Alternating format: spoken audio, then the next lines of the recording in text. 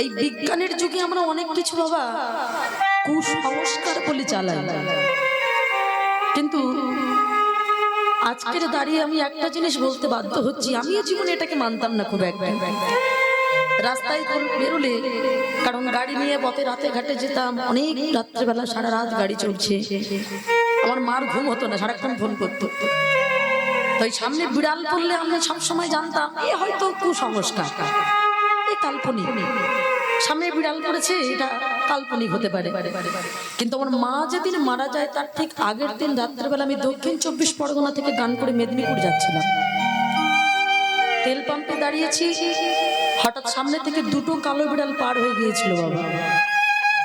একটু থেমে গিয়েছিলাম, ভাবলাম বোধহয় আমার কোনো পথে ঘাটে বিপদ হবে নাকি। অনেকে তো বলে যে রাস্তায় কালো বিড়াল পার হয়ে গেলে ক্ষতি হয়, কিন্তু এটা হয়তো কুসংস্কার, কি হতেও পারে সঠিক। একটু মন থেকে চেপে গিয়েছিলাম। ঠিক তার পরের দিনেই মার যখন মৃত্যু খবরটা পেলাম, তখনও বাড়িতে আসার সময় ঠিক আবার 3টে কালো বিড়াল পার হয়েছিল। এ থেকে আমি প্রমাণ পেয়ে গিয়েছিলাম বাবা, কারণ যে বিড়াল পার হচ্ছে কুচকুচে কালো, এ তো মা ষষ্ঠীর বাহন, কিছু না কিছু আমাদের ইঙ্গিত দেয়। কারণ আমরা মানুষরা যেটা বুঝি না, পশু প্রাণী হয়তো কিছুটা বোঝে। আমরা দেখবেন অনেকে ওই বিড়াল পার হয়ে গেলে দাঁড়িয়ে থাকি, আমরা ভাবি অন্যজন পার হয়ে যাক, কিন্তু অনেকে বলতে পারে তাহলে অন্যজন পার হয়ে যাচ্ছে মানে তার কি ক্ষতি হবে না, তাহলে তুমি দাঁড়িয়ে গেলে না। আমি বইতে বাবা পড়ে দেখেছি যে তুমি দেখেছো মানে তোমারই ক্ষতি হবে, আর যে দেখেনি সে তো পার হয়ে গেলে তার কোনো ক্ষতি হবে না। তাই এটা এতদিন কাল্পনিক কিছুটা ভাবতাম, কিছুটা কুসংস্কার ভাবতাম, কিছুটা ঠিক মনে করতাম, কিন্তু আমার জীবন দিয়ে আজকে আমি বুঝে নিয়েছি বাবা এটা কোনো কাল্পনিক নয়, এটা সত্যি। মানুষের জীবনে পশু প্রাণী এরা সংকেত দিয়ে দেয়, বুঝিয়ে দেয় যে তোমার বিপদ আসতে চলেছে। আমার মা যখন চলে গেল, এই বিড়াল পার হওয়া নিয়ে আমার জীবনে এখানেই বাবা আমি প্রমাণ পেয়ে গেছি যে পশু প্রাণী এদের অনেক তীক্ষ্ণ ক্ষমতা, এরা মানুষের থেকে অনেক বেশি বোঝে, এটা প্রমাণ পেলাম। এই চৈত্র মাসেই আমার মা 21 তারিখে বৃহস্পতিবার কৃষ্ণ একাদশী তিথিতে আমার মা ভগবানের কাছে চলে গেছে। তার আর আশা হলো না। আজকের দিনটা এই বাড়িতে এতটা দুঃখের হতো না, এই বাড়িটা অনেক আনন্দ হতো।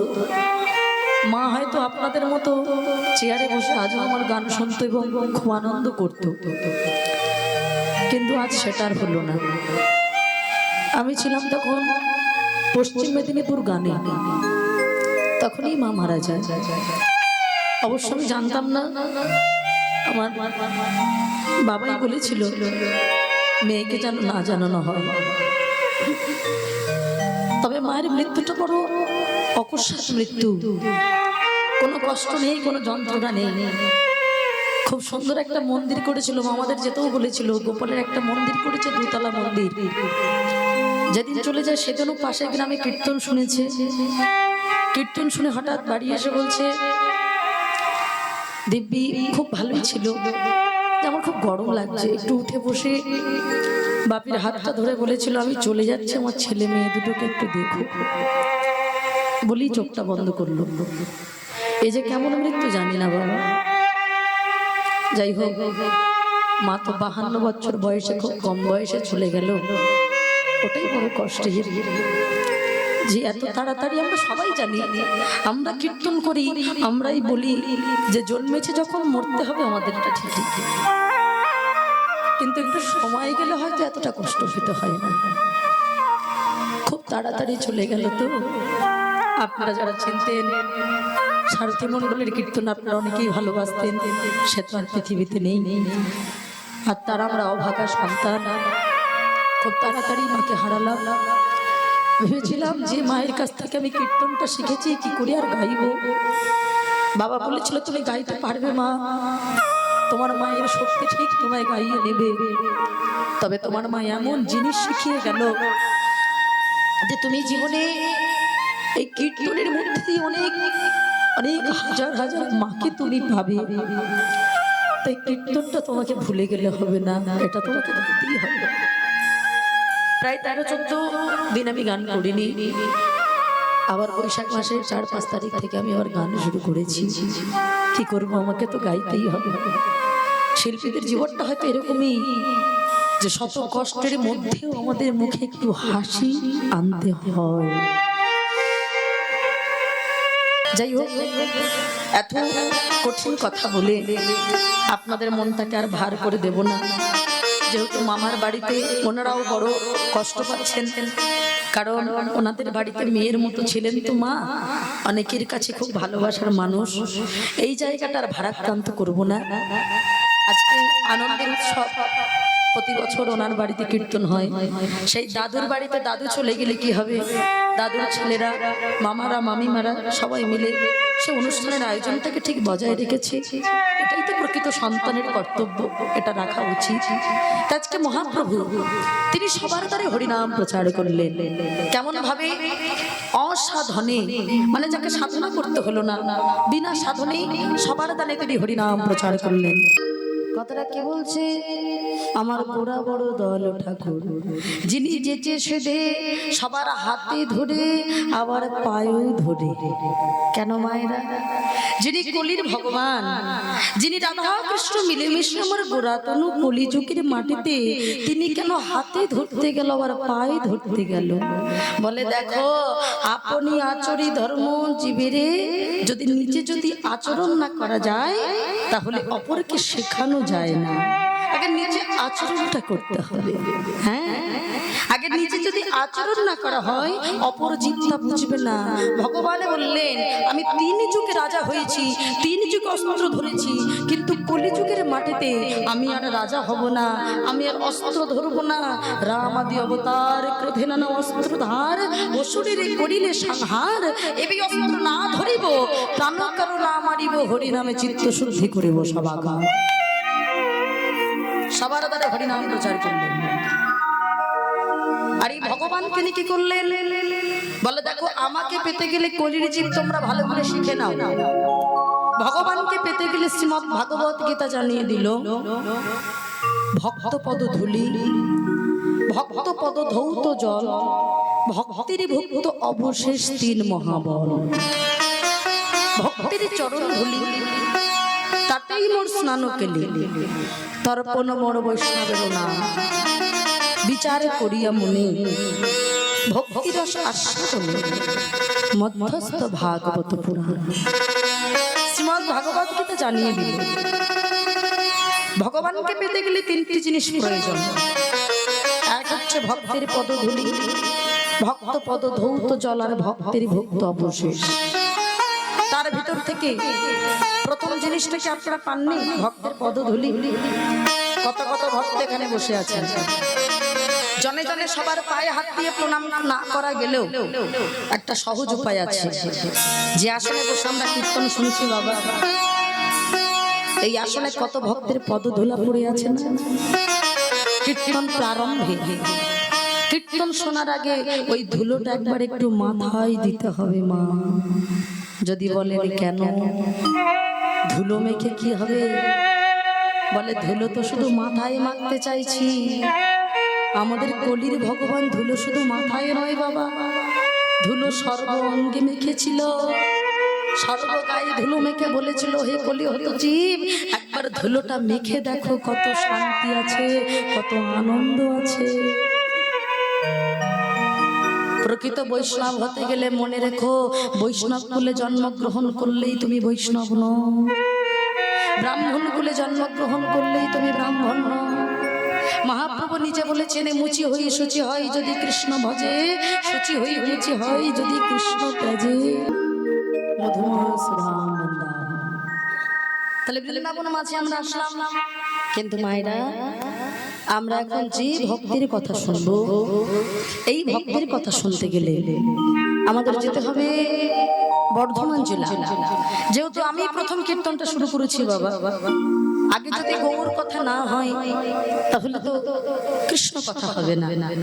তাকে আমরা গৌর কথাই আস্বাদন করব। যদি এখানে সকাল থেকে কীর্তন হতো অষ্টকালীন, তাহলে আমার সময়টা উত্তর গোষ্ঠ পড়ে যেত। কিন্তু গোষ্ঠ না হলে তো উত্তর গোষ্ঠ হয় না। ভগবান যদি গোষ্ঠে না যায় তাহলে কোথা থেকে ফিরিয়ে আনবো বাবা? সেই জন্য আমি দেখলাম প্রথম যখন আমি একটু ভক্ত কথা দিয়ে যাব এবং গৌর কথা দিয়ে যাব, তবে এমন একজন ভক্তের কথা শুনবো মা, সেই ভক্ত আমার ভগবানকে সেবা দিতে গিয়ে গলায় দড়ি দিয়েছিল। ভাবে ভগবান খেলো কি খেলো না, আমরা কি বাবা অত খোঁজ নেই নাকি? ও মায়েরা, বাড়িতে তো আমরা সবাই গোপালকে সেবা দিই, কি মা দিই না? আচ্ছা, গোপাল খেলো কি খেলো না তা নিয়ে কি আমরা কখনো বলি? আস্তে আস্তে, জয় গোপাল তুই খাচ্ছিস না কেন? ও মায়েরা, আমরা সবাই বলি আমরা গোপালের মা। এত সোজা? গোপালের মা হওয়া কি এতটা সোজা বাবা? বাড়িতে আমরা গোপাল সেবা দিই, কিন্তু সত্যিকারের কি মা যশোমতীর মতো মা আমরা হতে পারবো? যদি তাই হবে তাহলে কই কোনোদিন তুই কোলে নিয়ে বলি না, ও গোপাল তোকে যে দুটো মিষ্টি দিলাম তুই খাসনি কেন বাবা? কোনোদিন বলি না। ভগবান বলে তোমরা আসলে আমাকে ভালোই বাসো। ভালো যদি বাসতে তাহলে পুতনা আমাকে ভালোবেসেছিল, কিন্তু তোমরা তাও বাসো না। পুতনা আমাকে ভালোবেসে বিষ দিয়েছিল, আমাকে কেউ যদি ভালোবেসে একটু বিষও দেয় আমি সেসব খাই। কেন জানো? পুতনা সুন্দরী সেজে 6 দিনের কৃষ্ণকে মারবে বলে গিয়েছিল। ও মায়েরা, 6 দিনের ছেলেকে মারতে গেলে কারোর আবার বিষ লাগে নাকি? ও তো এমনিই গলা টিপে মেরে দেওয়া যায়। পুতনার আসলে বাসনাটা একটু ভাবো, নিজ দুধে বিষ মিশিয়েছে, কুলির মধ্যে নিয়েছে। ও বাবা, গোপাল একটু খানা গোপাল। ভগবান পুতনার দিকে তাকিয়ে মুচকে মুচকে হাসছে। কিরে গোপাল হাসিস কেন? ওরে পুতনা হাসবো না? এই জগতে সবাই আমায় রাজভোগ দিয়ে পেতে চাইল, তারা আমার পেল না, আর তুই কিনা বিষ দিয়েই পেয়ে গেলি। ওরে পুতনা, কেউ যদি ভালোবেসে আমায় একটু বিষও দেয় আমি যে সেটাই গ্রহণ করি, কারণ আমি যে সর্বদা জানি ভক্তই আমার মাতা, ভক্তই আমার পিতা, ভক্তই আমার গুরু। ভক্তিতে রেখেছে না বাঞ্ছা কল্পতরু। যা কিছু ঘটবেন দেখবেন আমরা ভগবানের জন্য যা কিছু করব সব কিছুতেই আমাদের মঙ্গল আছে, কোনোটাই অমঙ্গল নেই মায়েরা।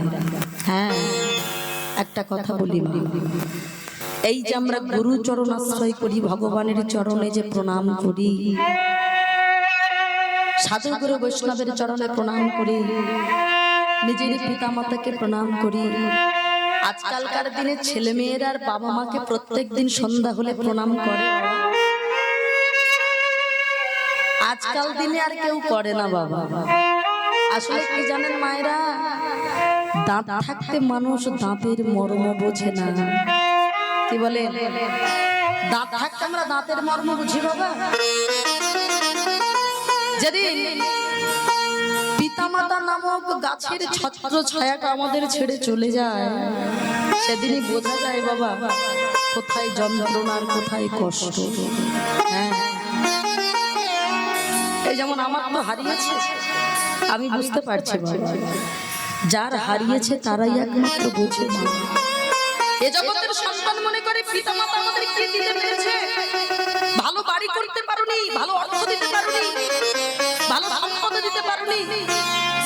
তাই জন্য আজকালকার দিনে পিতামাতার জন্য বৃদ্ধাশ্রম তৈরি হয়েছে বাবা।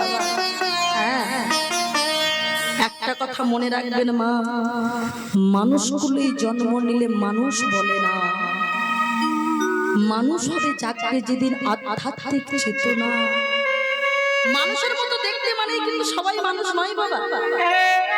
বলছে পশু প্রকৃতি মানব জাতি করছে পালন, অজ্ঞানতার অন্ধকার পরিপূর্ণ মন, পাপপূর্ণ ভালো মন্দ পশু জানে না, মানব জাতি জেনেও তাহা মেনে চলে না।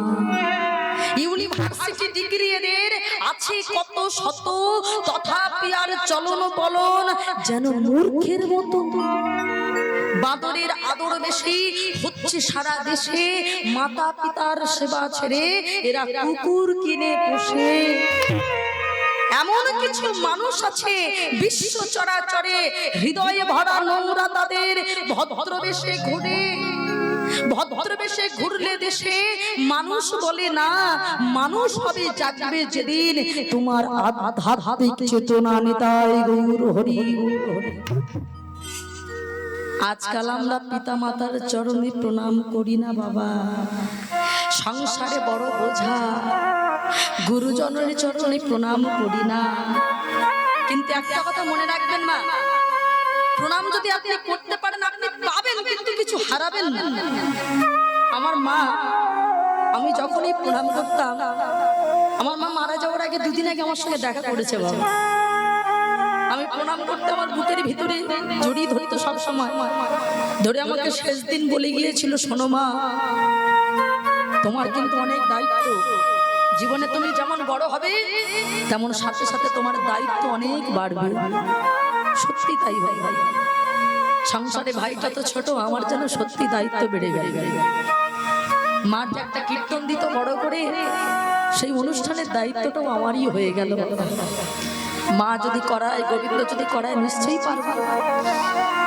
তবে বাবা, প্রণাম করলে জীবনে যে কিছু পাওয়া যায় তা মহাভারতের যুধিষ্ঠিরটা প্রমাণ দিয়েছে বাবা।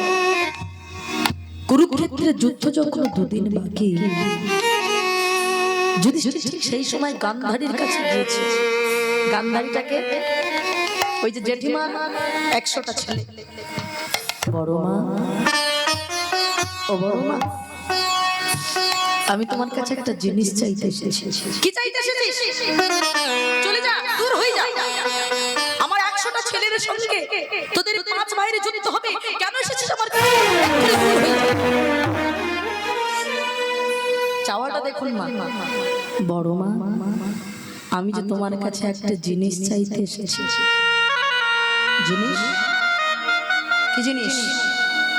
আচ্ছা ঠিক আছে, এসেছিস যখন আয়। কি জিনিস চাস? আয়। যেই না সামনে গিয়ে দাঁড়িয়ে আছে মায়েরা, ভেবেছিল বোধহয় রাজ ঐশ্বর্য চাইবে। তাড়াতাড়ি করে যুধিষ্ঠির গান্ধারীর পায়ের উপরে হাত দিয়ে প্রণাম করেছে। তুমি আমাকে শত্রু বলে তাড়িয়ে দিল, আমি তোমায় শত্রু ভাবে না। জানো বড় মা, আমি আমার নিজের মাকে এখনো প্রণাম করিনি, কারণ যারা সংসারে জেঠিমা হয় তারা তো বড় মা হয়। কি বলেন মায়েরা? তুমি তোমার মায়ের থেকেও বড়। জানো বড় মা, আমি ভাবলাম আমার বড় মার কাছে আমি একটু আশীর্বাদ নিয়ে আসি। ও বড় মা, তুমি তো চাও যে আমরা 5টা ভাই যেন মরে যাই, তোমার 100টা ছেলে যেন বেঁচে থাকে। বড় মা, তুমি আমার মাথায় হাত দাও, মাথায় হাত দিয়ে একটু আশীর্বাদ করো বড় মা। এই যুদ্ধে যেন আমার যেন মৃত্যু হয়ে যায়। শুধু তাই নয়, আমি এখন যেমন কৃষ্ণ ভক্ত হয়ে গেছি, আমি মারা গিয়ে আবার যদি মনুষ্য কুলে জন্মগ্রহণ করি, তবে আমি যেন আমার কৃষ্ণ ভক্ত হতে পারি।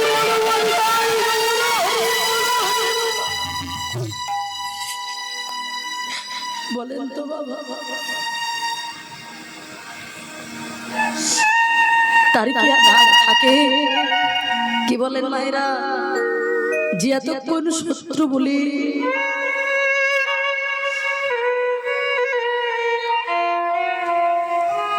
যতক্ষণ শত্রু বলে দূর দূর করে তাড়িয়ে দিচ্ছিল, যদি তার পায়ে হাত দিয়ে এমন করে মৃত্যু ভিক্ষা চায় আর রাত থাকে, তাড়াতাড়ি করে গান্ধারী আমার যুধিষ্ঠিরকে বুকের ভিতরে জড়িয়ে ধরেছে।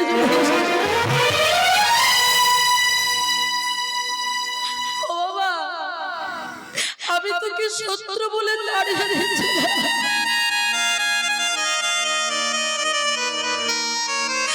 আর তুই কি না আমার পায়ে হাত দিয়ে আমার কাছে মৃত্যু ভিক্ষা। আমি তোর মাথায় হাত দিয়ে আশীর্বাদ করছি, আমি তোর বড় মা হয়ে আশীর্বাদ করছি, এই যুদ্ধে তোর মৃত্যু হবে না। আমি আশীর্বাদ করলাম এই যুদ্ধের পরিণতি হবে ধর্মপক্ষের হবে জয়, অধর্মের হবে নিশ্চিত পরাজয়।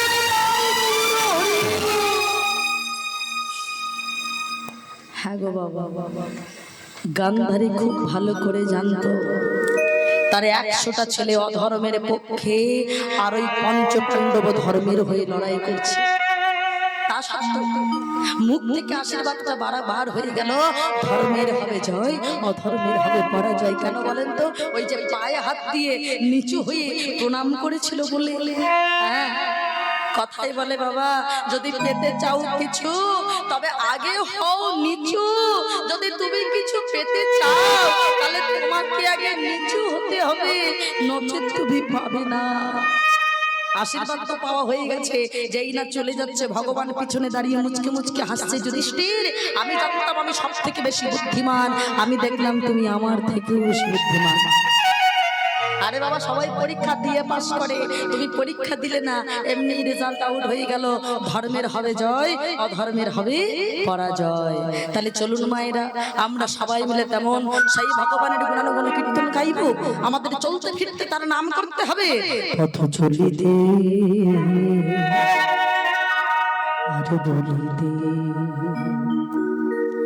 তোমরা গাও গাহো কৃষ্ণের নাম, মধুর নাম হরি নাম।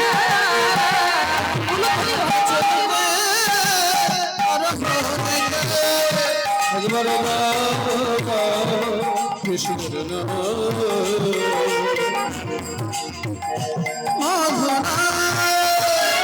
হরি নাম।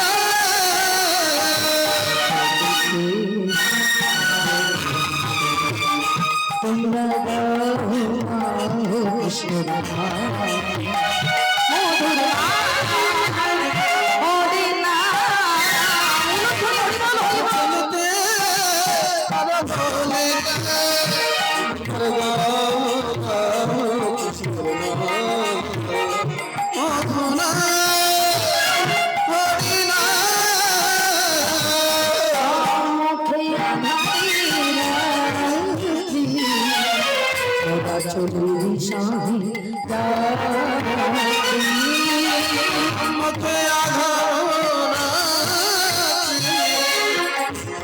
চলে দে শাহী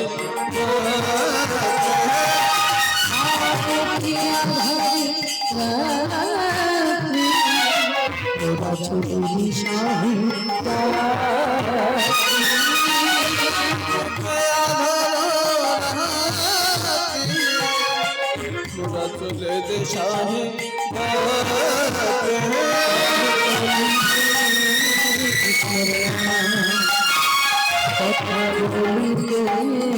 কৃষ্ণ চলে কৃষ্ণ নাম মুখে বলে কৃষ্ণ নাম মধুর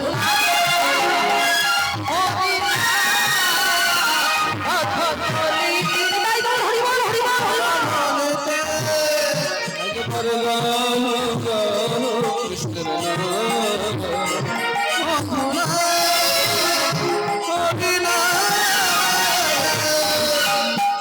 তাহলে চলতে ফিরতে আমাদের সর্বদাই ভগবানের নাম করতে হবে। তাই কলিহত জীবের লাগে আমার মহাজন আর কি বললেন, চারিবেদ সর্বদর্শন উড়িয়া জি চারিবেদ সর্বদর্শন উড়িয়া যায় জ্যোতি গৌরাঙ্গ নাহি যদি গৌরাঙ্গ নাহি নাহি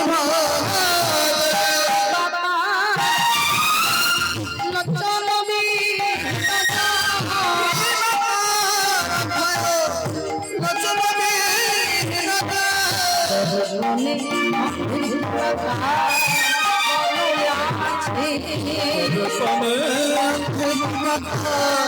বলে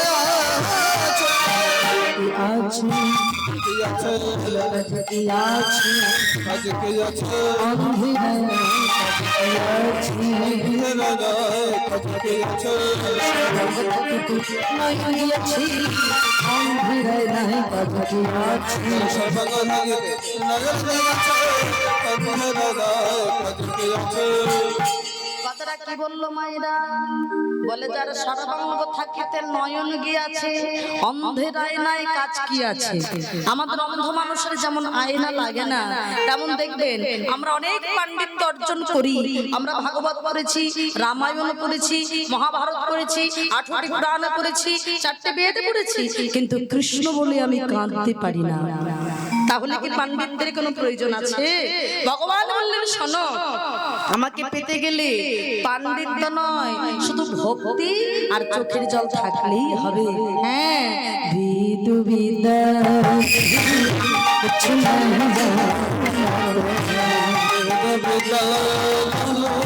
কিছু নাহি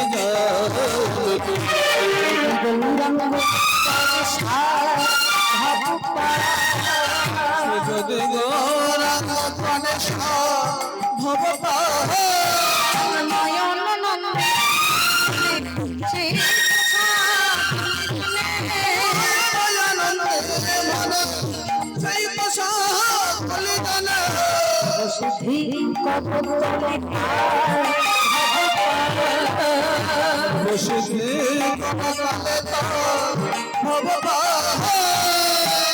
এটাই নবদ্বীপ, এটাই বৃন্দাবন। কিভাবে হবে মাইরা? আমরা সবাই মিলে ভক্তি সহকারে দুটি বাহু তুলে গৌর হরিকে ডাকবো। সবাই মিলে বলুন, বলুন ভজন নিতাই ভজন, ভজন নিতাই ভজন, ভজন নিতাই ভজন, ভজন নিতাই ভজন, ভজন নিতাই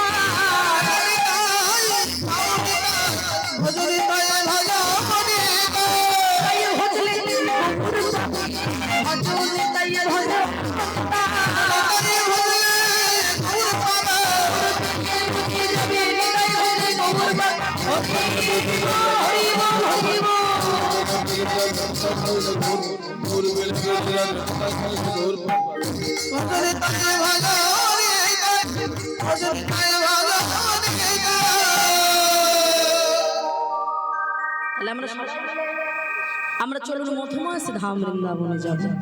তবে আমরা যে ভক্তের কথা শুনবো তার আগে আমরা একটু রাধা কৃষ্ণ যুগল দর্শন করে আসি। আমরা সবাই মিলে মনোরথে চড়ে মধুময় ধাম বৃন্দাবনে যাব। মায়ের একটু জোরে জোরে জয়ধ্বনি হয়ে যাক, জয়ধ্বনি।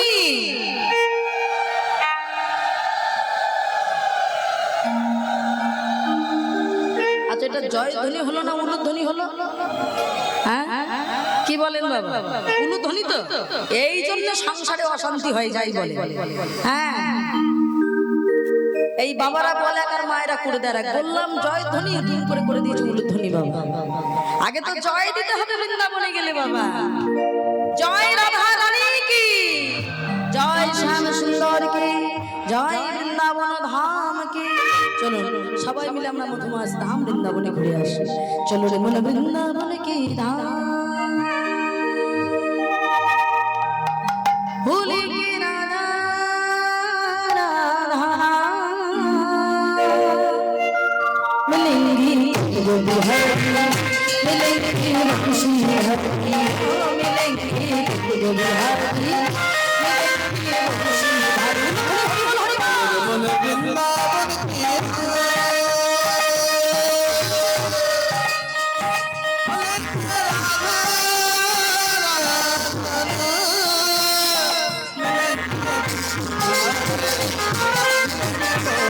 मधुर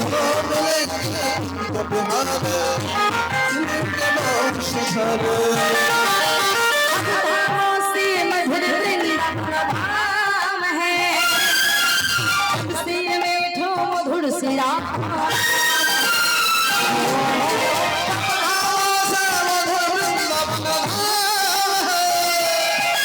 सबसे मीठा मधुर सुना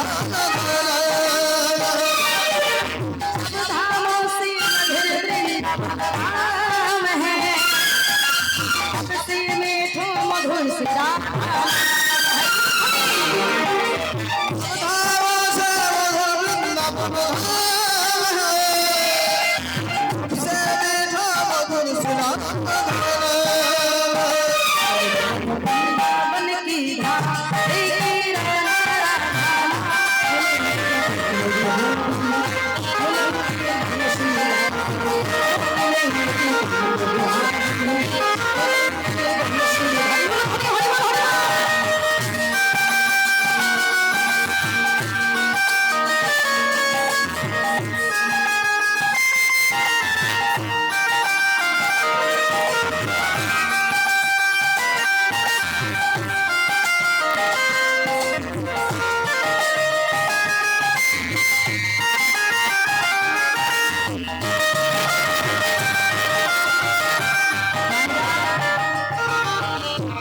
আমরা বৃন্দাবনে গেলাম।